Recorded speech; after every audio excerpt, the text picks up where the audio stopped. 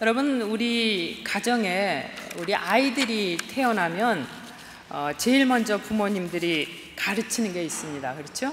우리 아이들이 이제 태어나면 조금 지나면은 제일 먼저 가르치는 게 뭐죠? 엄마, 아빠를 제일 먼저 가르쳐요.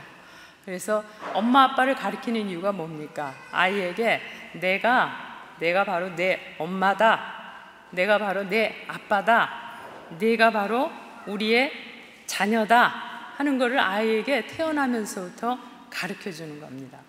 그래서 이제 엄마 아빠를 가르쳐 주고 나면 아이들에게 뭘 가르치죠? 우리 어저께 시온이네 신방 갔는데 벌써 그 단계 다 뛰었더라고요.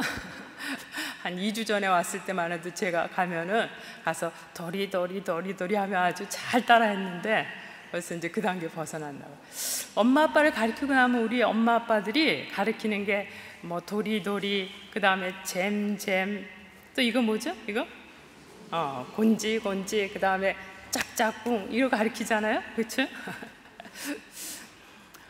사실 우리 아이들이 태어나서 이 땅에 와서 인생을 시작하는 그 제일 처음 인생의 첫 단계에 부모님들이 가르치는 게 도리, 잼, 곤지, 짝짝꿍 이거 가르칩니다. 그렇죠? 근데 이걸 가르친 역사가 얼마나 됐을까요? 저도 사실은 저희 부모님께 그걸 배웠거든요. 근데 저희가 부모님께 물어보니까 저희 부모님도 우리 또 할머니께 또 그걸 배웠다고 그래요. 또 우리 할머니도 아마 그 위에 할머니께 배운 것 같아요.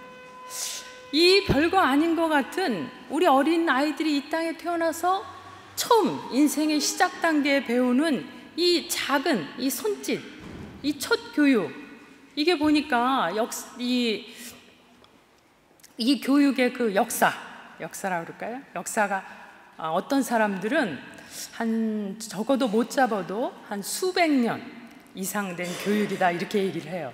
또 어떤 분은 수천 년 전부터 시작된 교육이다. 또 어떤 분은 단군 이래로 시작된 교육이다. 그렇게 얘기합니다. 그래서 아이가 태어나면 이 정말 단순한, 우리가 별로 생각하지 않았던 이 교육을 제일 먼저 시키는데, 그 역사가 적게는 수백 년에서부터 수천 년까지 거슬러 올라가면서 우리 조상 때부터 아이가 태어나면 또 가르치고, 그 다음 때 또 가르치고, 또 가르치고, 또 가르친다는 거예요. 여러분, 이렇게 오랜 세월을 거쳐서 처음 태어나는 아이에게 이 교육, 첫 교육을 시키는 걸 보면은 어떨까요? 단순한 어떤 놀이는 아닌 것 같아요. 만약 우리가 아이를 가르치는데 단순한 놀이라고 그러면은 시대에 따라서 좀 놀이의 모양도 달라져야 될 것 같아요. 근데 수백 년, 수천 년 지나오면서 말이나 하는 그 이 행동 다 똑같습니다. 아마 우리 조상 때부터 아이가 태어나서 처음 하는 이 교육에 이런 오랜 시간 같은 말, 같은 행동을 반복하게 한다는 것은 그만큼 단순한 놀이가 아니라 그 속에 뭔가 깊은 의미와 뜻이 있는 거 아니겠습니까?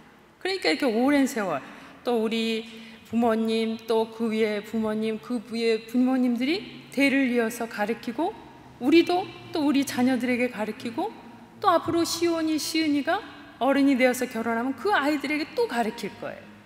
아마 이 교육은 끝없이 계속될 겁니다. 근데 여러분, 아이들이 말을 못해서 그렇지, 우리 시은이가 말을 잘해서 엄마가 도리도리 잼잼 건지건지 짝짝꿍 가르칠 때, 엄마, 아빠, 근데 그게 뭐예요? 왜 이렇게 도리도리 잼잼 이런 거 왜 가르치세요? 무슨 뜻이에요? 그러면 여러분 다 가르치셨죠, 애들? 왜 가르치셨어요? 이게 무슨 뜻이에요? 그러면은 뭐라 그러겠어요? 이거는 몰라. 옛날부터 했던 거야. 옛날부터 했던 거니까 그냥 하는 거지. 그렇게 대답하겠어요? 다행히 우리 애기들이 그거 배울 때는 말을 못해서 다행이지, 만약 말을 한다고 그랬어 이렇게 우리한테 질문을 했다면 좀 우리가 좀 곤란할 것 같아요. 그렇죠? 생각지 못한 질문을 하니까 좀 의아하기도 할 것 같습니다. 근데 분명한 것은 이 단순한 행동, 단순한 말, 이 교육이 왜 우리 아이들이 이 땅에 태어나서 인생을 처음 시작하는 그 단계, 첫 교육으로 시작이 됐을까요? 그리고 그 오랜 세월, 왜 변함없이 사람들은 그런 교육을 계속해서 시키고 있을까요? 뭔가 그것을 통해서 우리로 하여금 기억하게 하고자 하는 뜻이 있는 겁니다. 우리가 이 땅 사는 동안에 인생의 첫 시작부터 우리가 인생의 마지막, 이제 이 땅에서 육신의 몸을 벗고 하나님 나라로 갈 때까지 꼭 기억해야 될 것, 그 중요한 것이 그 교육 안에 포함되어 있기 때문에 오래전부터 이 교육이 우리 가운데 이어져 온 겁니다. 도리도리, 처음에 도리도리 가르치는데요. 도리도리라는 한문입니다. 도리. 그래서 길도자에 이치 이자를 써요. 그래서 길도자에 이치 이자를 써서 도리. 두 번 썼죠. 두 번. 강조해. 한 번이 아니라 두 번 했다는 것은 강조해서 얘기하는 겁니다. 그래서 길도자에 이치 이자. 그래서 그 뜻은 바로 도리를 잊지 마라. 예수님께서는 길이요 진리요 생명이라고 그랬어요.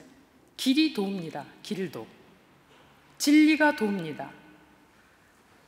그러니까 도리라는 말은 네가 이 땅에 부모님을 통해서 태어난 것, 그것은 하나님의 특별한 뜻 가운데서 이 땅에 태어나고 보내졌다는 것을 잊지 마라 하는 그런 뜻이에요.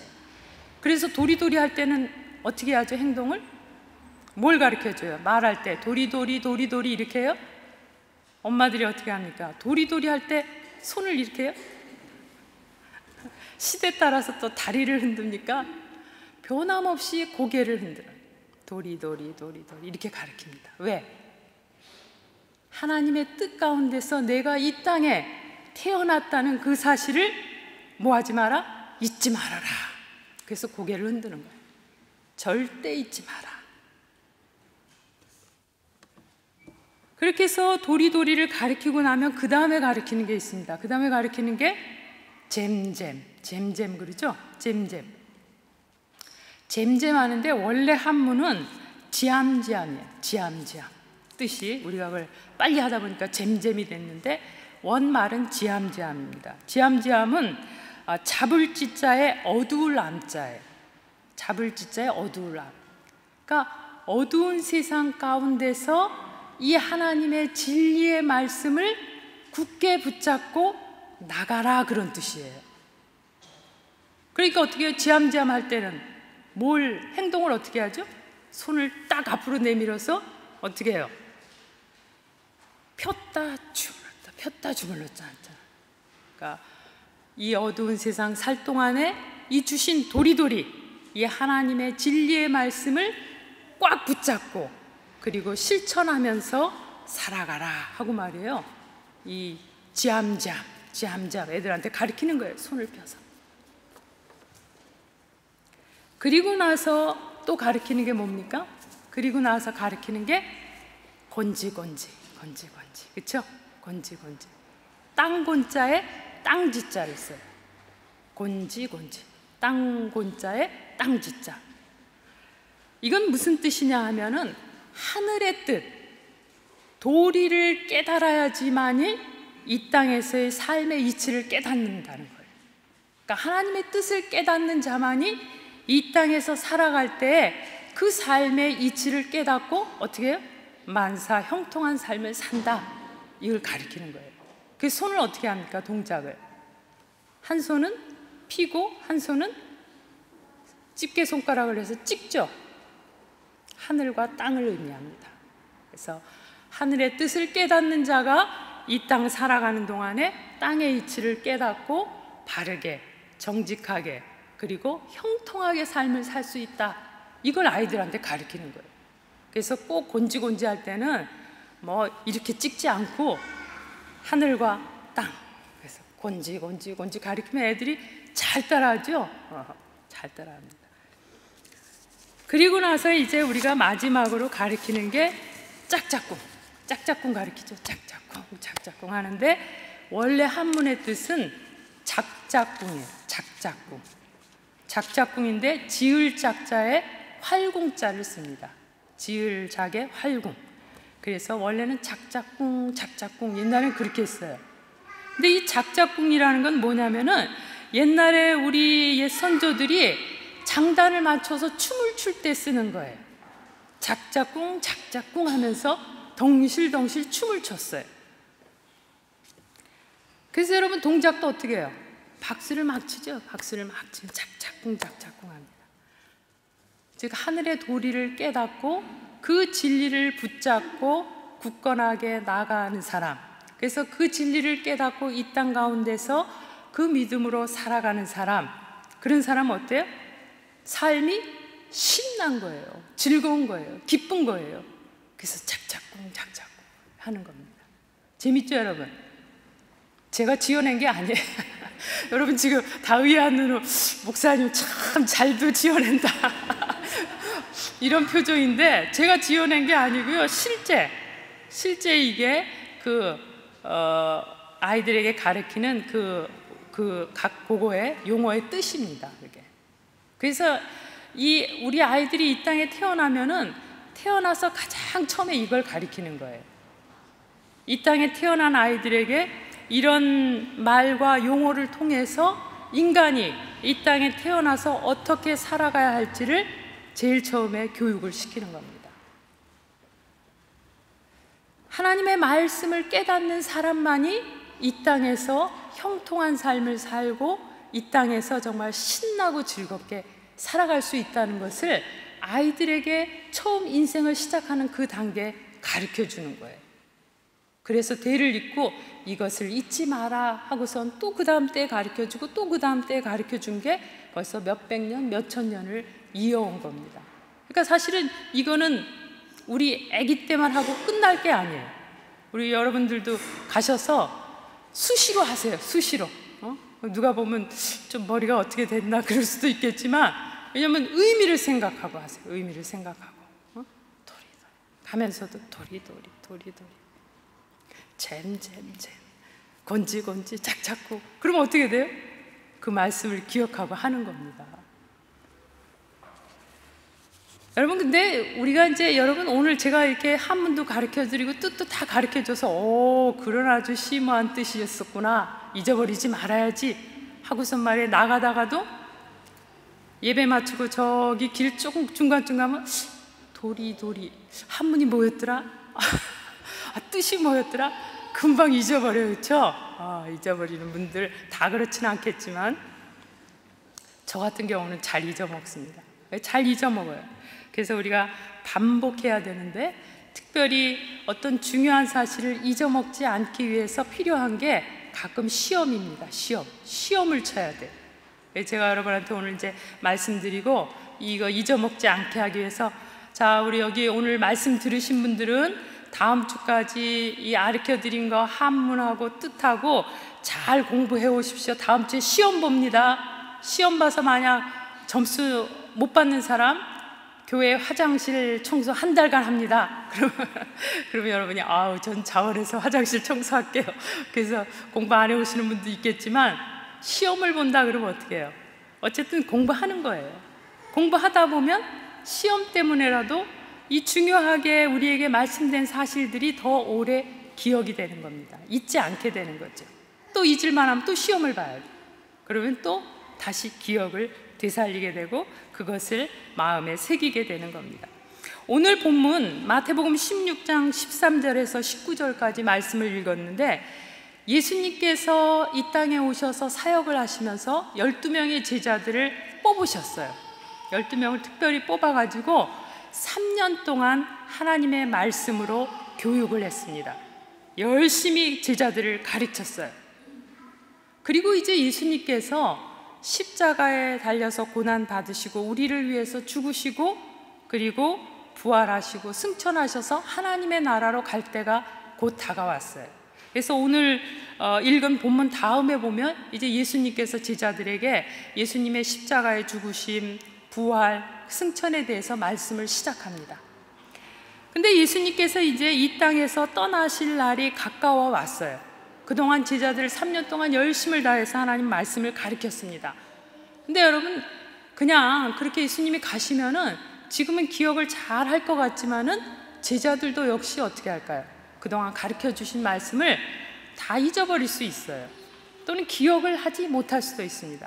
그래서 오늘 본문에 보면 예수님께서 제자들을 부르시고, 얘들아 다 모여라. 오늘 너희가 3년 동안 배운 거 총 정리하면서 시험 보겠다 그러신 거예요. 쉽게 말하면 시험 보겠다. 시험 보는 날이다. 시험 보는 날 싫죠, 우리 청소년들? 시험 보는 거 좋아하는 사람 없을까요? 근데 예수님의 제자들도 오늘 시험 보는 날이에요. 참 좋지 않은 날이야. 하지만 예수님께서 제자들을 부르시고 이제 그동안 3년 동안 가르쳤던 하나님의 말씀을 시험 보기 위해서 불렀습니다. 그러면 시험이 괴롭고 힘든 거지만은 시험이 있기 때문에 우리는 그동안 배운 것을 잊지 않고 또 더 앞 단계로, 더 높은 단계로 발전해 나갈 수 있는 겁니다. 그러니까 시험은 어떻게 보면 우리에게 꼭 필요한 과정이에요. 이태리도 이제 얼마 안 있으면 우리 고등학생들 마뚜리따 시험이 있어요. 여기 지금 마뚜리따 시험 때문에 아주 힘든 사람 몇 명 있는데, 고등학교도 이제 고등학교 5년 과정을 마치면은 졸업시험, 고등학교 졸업시험 마뚜리따 시험을 봅니다. 그 아이들이 마뚜리따 시험 볼 때 되면 굉장히 힘들어해요. 어떤 애들은 극단적인 선택을 하는 일도 가끔 있습니다. 시험이 쉬운 건 아니죠. 그렇지만 여러분, 마뚜리따 시험을 보는 그 목적은 애들을 골탕 먹이고 그냥 애들을 어떻게 힘들게 하려고 하는 그런 의미가 아니라, 정말 그 단어 뜻 그대로 5년 동안 아이들이 학교에서 배운 것, 그걸 다 정리하고 그 결실하는, 마뚜리따가 결실이잖아요. 결실을 맺게 하고, 그리고 그 과정을 통과하면 이제 더 높은 학문의 단계, 대학으로 갈 수 있게 하는 그런 중요한 과정인 겁니다.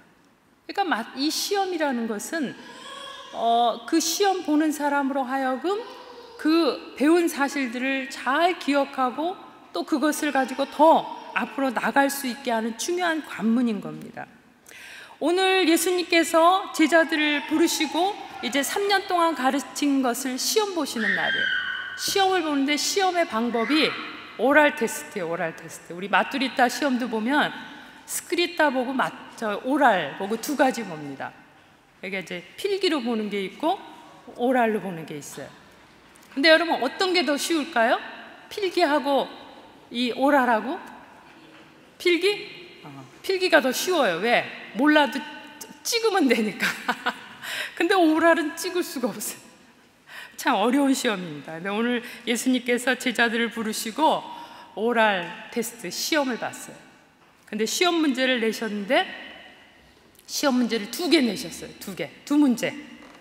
첫 번째 문제는 뭐였냐면 사람들이 인자를 누구라 하느냐 하는 게 첫 번째 문제예요. 두 번째 문제는 너희는 나를 누구라 하느냐. 이 2가지 문제를 오랄 테스트로 보신 겁니다.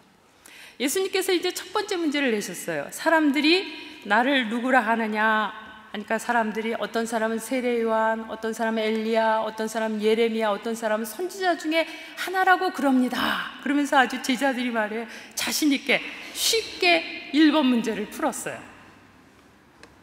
근데 2번 문제, 그러면 너희는 나를 누구라 하느냐 하고 물어봤어요. 이건 어떻게 보면 주관식 문제입니다. 주관식 문제. 여러분 제가 음악은 잘 모르지만 여러분 시험 볼 때 여기 음악 하시는 분들 벨칸토, 이태리에서 공부하면 벨칸토 공부하죠? 시험 볼 때 선생님이 자 벨칸토 창법은 누가 언제 어떻게 시작됐고 그 역사가 어떠냐. 그럼 여러분이 공부한 거 쫙 쓸 거예요. 근데 마지막 보니까 그러면 당신은 벨칸토 창법에 대한 당신의 의견과 벨칸토 창법에 대한 당신의 나름대로의 소견을 적으시오. 그러면 어때요? 자기 소견인데도 더 어렵잖아요. 뭘 어떻게 적어야 될지 모른단 말이죠. 오늘 제자들이 첫 번째 문제, 사람들이 인자를 누구라 하느냐 했더니 대답을 잘했어요. 누구는 뭐 엘리야, 누구는 세례 요한, 누구는 예레미야, 어떤 사람은 선지자 중에 하나라고 합니다 하고 쉽게 문제를 풀었는데 이번에 너희는 나를 누구라고 그러냐 그러니까 제자들이 갑자기 말을 못했어요. 뭐라고 얘기를 해야 될지 몰라서 헤맸어요. 여러분 근데 공부 잘하는 학생하고 공부 못하는 학생의 차이를 보면은 IQ 차이도 있긴 있어요. 물론 공부를 잘하는 사람들은 IQ가 좀 높고 또 공부를 좀 못하는 사람 IQ가 좀 낮기도 하지만은 공부 못하는 사람하고 공부 잘하는 사람의 차이가 꼭 IQ 차이는 아닙니다. 공부 잘하는 사람은 그 공부한 내용의 핵심, 중심 내용이 무엇인지를 빨리 파악하는 사람이에요. 그 중심 내용 어떻게 파악할 수 있어요? 수업 시간에 선생님이 수업을 가르칠 때 보면 선생님들이 중요한 것은 반복해서 얘기를 합니다. 자주 얘기해요. 그러면 학생들은 선생님이 말씀하시는 것 중에 자주 반복해서 강조해서 얘기하는 걸 그때그때 캐치를 해가지고 잘 정리를 해놔요. 그럼 선생님은 시험 문제를 어떤 문제 냅니까? 중요한 걸 내는 거예요. 어떤 학생들은 우리 선생님은 가르치지도 않은 거 막 내요 그러는데 사실 가르치지도 않는 거 막 내는 케이스는 2가지예요. 이 학생이 수업 시간에 선생님이 얘기하는 거 듣지 않고 딴청 부리고 놀았든지 아니면 선생님이 그 중요하게 얘기하는 걸 캐치를 못했든지 아니면 선생님이 정말 좀 또라이여가지고 좀 애들 골탕 먹이고 다 떨어뜨려야지 그래가지고 정상이 아니어가지고 뭐 그렇든지 그럴 수도 있어요. 그렇지만 정상적인 선생님이라고 한다면은 반드시 시험 문제를 낼 때 가르친 것 중에 제일 중요한 것 그거를 냅니다. 그러니까 강조하게 돼 있어요. 반복해서 얘기하게 돼 있어요. 그러니까 학생들은 그걸 잘 기억했다가 캐치해서 나중에 공부할 때 어떻게 그 모아놓은 것만 공부하면 되는 거예요. 근데 그걸 캐치 못하면 어떻게 해요? 5년 동안 공부한 거 이거 공부하려고 그래봐요. 불가능한 일이죠. 저도 저희 애들 그 2번 마뚜리따 시험을 치렀는데 제가 보니까 그렇더라고요. 뭘 해야 될지 몰라서 하늘이가 가끔 보니까 책을 갖다 탁 펴가지고 이거 이게 너무 많으니까. 여러분 그러면 안 돼요. 그래도 참 하나님의 은혜로 정말 점수를 잘 받아서 만점을 받았지만은 하여튼 공부 잘하는 학생들은 이 많은 걸 할 수가 없어요. 그러니까 평상시에 선생님이 말씀하실 때 그 말씀하시는 것을 잘 듣고 선생님이 뭘 강조하는지, 선생님이 뭘 반복해서 얘기하는지 그걸 잘 정리했다가 그걸 기억하는 학생이 공부를 잘하는 학생입니다. 여기 여러분, 예수님께서 첫 번째 문제로 사람들이 나를 누구라고 그러더냐 이렇게 물어보시지 않고 뭐라고 물어봤어요? 여러분 한번 성경 한번 보세요. 제자들에게 첫 번째 문제를 냈습니다. 첫 번째 문제 마태복음 16장 13절 한번 같이 읽어볼까요? 시작. 예수께서 빌립보 가이사랴 지방에 이르러 제자들에게 물어 이르시되 사람들이 인자를 누구라 하느냐. 예수님께서 첫 번째 문제에 말씀하셨습니다. 사람들이 나를 누구라고 그러더냐? 그러면 너희들은 나를 누구라고 하느냐? 이렇게 묻지 않으시고 첫 번째 문제에서 뭐라고 물으셨어요? 사람들이 인자를 누구라고 하더냐 하고 말씀하셨어요. 사람들이 인자를 누구라고 하더냐 하고 예수님께서 첫 번째 문제를 말씀하셨어요. 제자들이 막 대답을 막 잘했습니다. 두 번째, 그러면 너희는 나를 누구라고 하더냐 물었어요. 그럼 여러분, 예수님께서 답을 가르쳐 주셨어요? 안 가르쳐 주셨어요? 모르겠어요? 맞아요. 여러분들처럼 제자들이 하고 있을 때 베드로가 예수님의 하시는 말씀을 귀 기울여 듣던 베드로가 말을 한 거예요. 주는 그리스도시요 살아계신 하나님의 아들입니다. 이렇게 얘기했어요. 어떻게 이렇게 얘기했어요? 예수님께서 물으셨어요. 첫 번째 문제. 사람들이 인자를 누구라고 하더냐? 그러면 너희들은 나를 누구라고 하더냐? 그럼 내가 누구예요? 앞에서 얘기했잖아요. 사람들이 인자를 누구라고 하더냐? 그러면 너희들은 나를 누구라고 하더냐? 공통점이 뭐예요? 인자가 나잖아요. 인자가 나예요. 베드로가 이 말씀을 듣고 그리고 금방 깨달았어요. 근데 여러분, 인자라는 말 자체의 뜻은 하나님, 사람의 아들이다는 뜻이에요. 인자라는 말 자체만 보면 사람의 아들. 근데 여러분, 베드로가 그 순간 하나님의 말씀을 기억한 거예요. 예수님께서 평상시에 강조해서 가르쳤던 그 말씀을 떠올린 거예요. 다니엘서 7장 13절에 보면은 내가 또 밤 이상 중에 보았는데 인자 같은 이가 하늘 구름을 타고 와서 옛적부터 항상 계신 자에게 나와 그 앞에 인도되매. 인자 같은 이가 누구예요? 사람의 아들이 아니라 하나님의 아들을 일컬을 때 썼던 말입니다. 예수님께서 하나님의 아들을 일컬을 때 인자 같은 이가 라고 가르쳤어요. 오늘 예수님께서 제자들에게 물을 때 사람들이 인자를 누구라고 하더냐? 이렇게 물어보셨어요. 그리고 너희는 나를 누구라고 하더냐? 예수님은 시험 문제를 주시는데요, 에이 골탕 먹어봐 하고 주시는 분이 아니에요. 뭐예요? 문제를 주시되 모두 같이 주셨어요? 답도 같이 주셨단 말이에요. 베드로가 그 말씀을 귀 기울여 듣고서 예수님은 인자, 하나님의 아들이시다. 인자 같은 이가 구름을 타고 오신다. 그분은 누구예요? 메시아, 그리스도이신 거예요. 베드로가 고백한 거예요. 주는 그리스도시요 살아계신 하나님의 아들이십니다. 이렇게 고백한 거예요.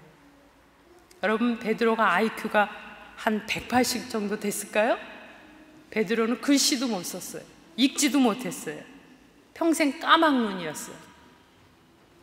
그러나 예수님의 말씀을 평상시도 귀 기울여 듣고 그 말씀을 늘 그 마음에 새기고, 오늘도 주님 말씀하실 때 그 말씀을 귀 기울여 들은 거예요.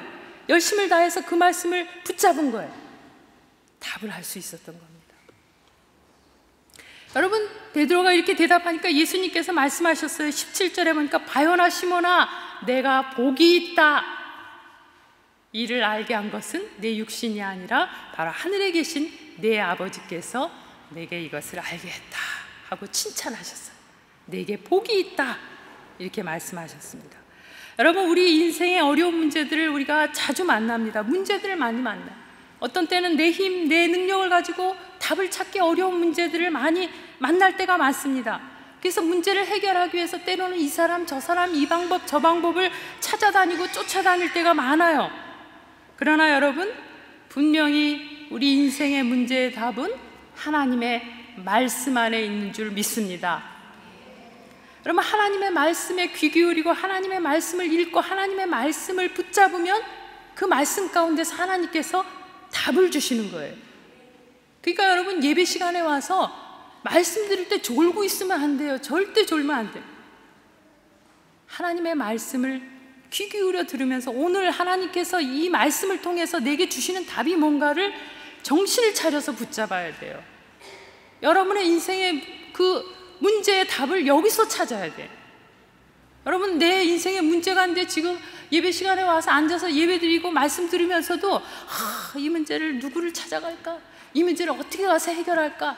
그러고 있으면 여러분, 절대 여러분 인생에 답을 못 찾습니다. 꽝꽝이에요. 꽝. 어디서 찾을 수 있어요? 하나님 말씀 앞에서 말씀하실 때 듣는 거예요. 주님, 제 인생에 이런 문제가 있습니다. 말씀해 주세요. 깨닫게 해주세요 하면 말씀을 듣는 가운데 그 문제의 해답을 하나님께서 주시는 거예요.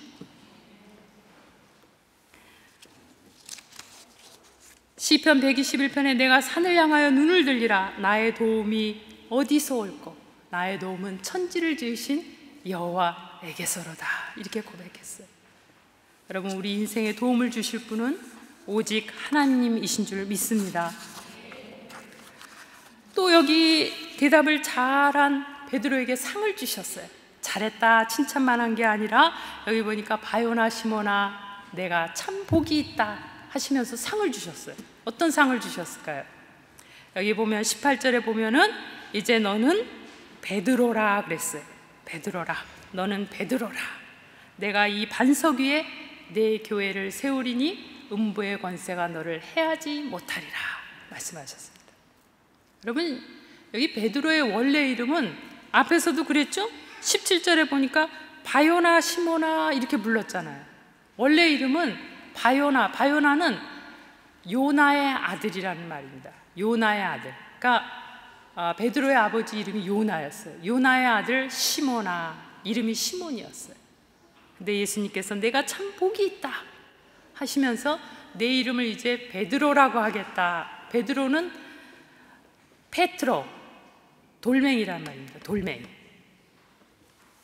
네 이름을 베드로라 하겠다 하고 반석 위에 이 교회를 세우겠다. 반석은 페트라예요.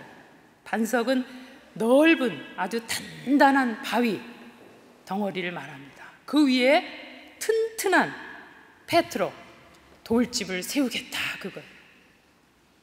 여러분, 반석 위에 세운 집은 아무리 풍랑이 불고 아무리 비바람이 쳐도 흔들리지 않아요. 모래 위에 세운 집은 금방 무너집니다. 여러분, 이태리 건축 중에 이태리 건축 기준이 참 까다로워요. 그래서 한국처럼 막 건물을 마음대로 막 짓지를 못합니다. 요새는 그래도 많이 짓는 편인데 거의 건물을 잘 짓지 못해요. 왜냐하면 이태리가 지진대예요. 그래서 특별히 지진에 대비한 그 설계가 잘 돼 있지 않으면은 이 집을 잘 짓지 못합니다. 허가를 잘 내주지 않아요. 그렇게 지어진 이태리의 건물들이 수백 년, 수천 년 가는 겁니다. 왜 그렇습니까? 이태리에 있는 집들이 지진이 없기 때문에 그런 게 아니에요. 내진 구성이 잘 돼 있는 겁니다. 여러분, 우리의 인생에도 수많은 지진들이 와요. 그러나 여러분, 반석 위에 지은 집과 같이 까딱없이 흔들리지 않는 건 바로 우리 속에 하나님의 말씀의 내진 설계가 잘 돼 있어야 돼요. 하나님의 말씀이 우리 가운데 잘 있을 때 우리의 인생이 흔들리지 않는 겁니다. 무너지지 않는 인생이 되는 거예요. 베드로의 인생이 되는 겁니다. 오늘 예수님께서는 말씀을 붙잡고 살아간 베드로에게 이제 내 이름은 베드로, 내 인생은 베드로, 견고한 인생이 된다 말씀하셨어요. 두 번째 주신 상이 있습니다. 19절에 보니까 내가 천국 열쇠를 내게 주리라 그랬어요. 열쇠라는 건 뭐예요? 열쇠는 열고 닫는 게 열쇠입니다. 계시록 3장 7절에 보면 열면 닫을 자가 없고 닫으면 열 자가 없는 다윗의 열쇠를 가지신 분이 예수님이라고 말씀하셨어요. 여러분, 예수님은 말씀이 육신이 되어서 우리 가운데 오신 분입니다. 그러니까 말씀이 곧 예수님이에요. 예수님은 바로 천국의 열쇠십니다. 그러니까 말씀이 바로 천국 열쇠, 말씀이 바로 우리 인생의 열쇠인 겁니다. 말씀을 떠나서는 우리가 어디서도 인생의 열쇠를 찾을 수가 없습니다. 오늘 베드로에게 말씀하셨어요. 이제 내가 천국 열쇠를 너에게 주노라. 땅에서 무엇이든지 네가 매면 하늘에서도 매일 것이요 땅에서 내가 무엇이든지 풀면 하늘에서도 풀리리라. 말씀을 붙잡고 살아가면 내 인생이 이와 같이 열쇠를 가진 것처럼 열면 열려지고 닫으면 닫혀지는 인생을 살게 하겠다 말씀하신 것입니다. 여러분, 신명기 27장 1절로 2절에 보면은 내가 내 하나님 여호와의 말씀을 삼가 듣고 내가 오늘 내게 명하는 그의 모든 명령을 지켜 행하면 내 하나님 여호와께서 너를 세계 모든 민족 위에 뛰어나게 하실 것이라. 내가 내 하나님 여호와의 말씀을 청종하면 이 모든 복이 내게 임하리라 그랬어요. 그러나 여러분, 반대로 사무엘상 15장 23절에는 이렇게 말씀하고 있습니다. 왕이 여호와의 말씀을 버렸으므로 여호와께서도 왕을 버려 왕이 되지 못하게 하셨나이다. 이건 이스라엘의 초대 왕인 사울 왕을 향해서 하신 말씀입니다. 사울 왕은 이스라엘의 초대 왕이었어요. 아주 뛰어난 능력을 가진 왕이었습니다. 그의 인생이 승승장구 나가는 왕이었어요.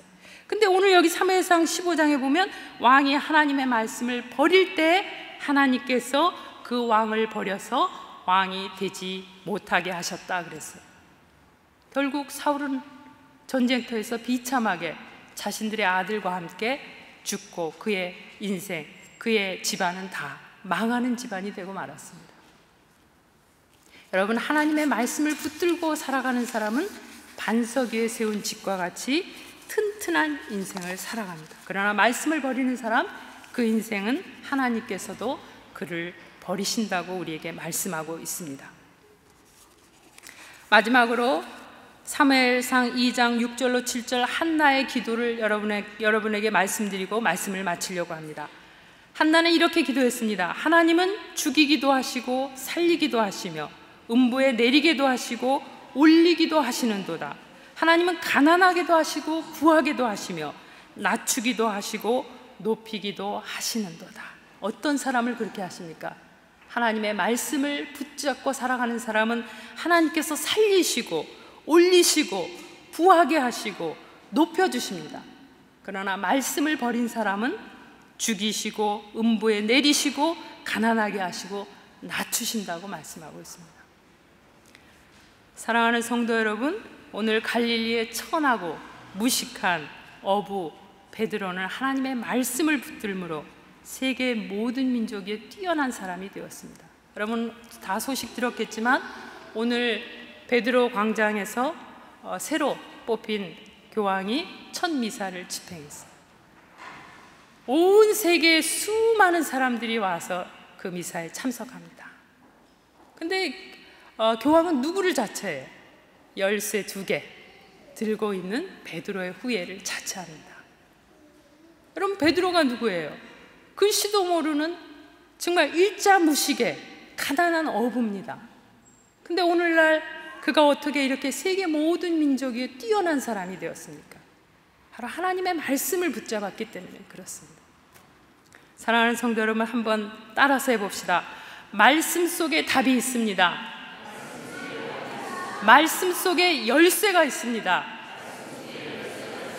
오늘도 여러분 말씀 붙잡고 세상 속에서 승리하시는 여러분들 되시기를 주님의 이름으로 축원합니다. 기도하겠습니다. 하나님 감사합니다. 부족한 저희들 세상 살면서 세상의 풍랑 속에 이리저리 흔들리면서 살아갈 때가 많은데 오늘도 이 본문의 말씀을 통하여서 하나님의 말씀을 붙잡는 자, 하나님께서 붙잡아 주시고 저를 높여 주시고 저를 존귀 여겨 주신다 말씀하셨습니다. 아버지 하나님, 세상 속에서 우리의 열쇠를 찾아 헤매던 저희들의 어리석음을 용서해 주시고 이제 말씀 앞에 다시 엎드려서 하나님의 말씀을 굳게 붙잡고 말씀을 의지하여 살아감으로 세상 속에서 승리하는 저희들이 되게 하여 주시옵소서. 감사하며 예수님의 이름으로 기도하옵나이다. 아멘.